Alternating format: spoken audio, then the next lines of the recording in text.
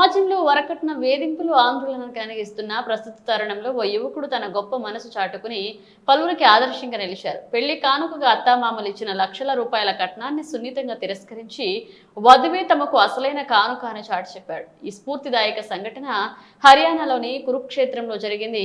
ఉత్తరప్రదేశ్ సహారాస్పూర్ జిల్లాలోని బాప్సీ రాయ్పూర్ గ్రామానికి చెందిన వికాస్ రాణా వృత్తిరీత్యా న్యాయవాది. ఆయన తండ్రి శ్రీపాల్ రాణా గతంలో బహుజన్ సమాజ్ పార్టీ తరపున యూపీలోని కైరానా లోక్సభ స్థానం నుంచి పోటీ చేశారు. సంస్కరణ భావాలు కలిగిన వికాస్ కు హర్యానాలోని లుకి గ్రామానికి చెందిన ఆగ్రికా తన్వార్తో వివాహం నిశ్చయమైంది. ముందుగా నిర్ణయించిన ముహూర్తం ప్రకారం ఏప్రిల్ 30న వికాస్ రాణా కుటుంబ సభ్యులు బంధువులతో కలిసి కురుక్షేత్రానికి చేరుకున్నారు. అక్కడ ఓ హోటల్లో వివాహ వేడుకకు అన్ని ఏర్పాట్లు చేశారు.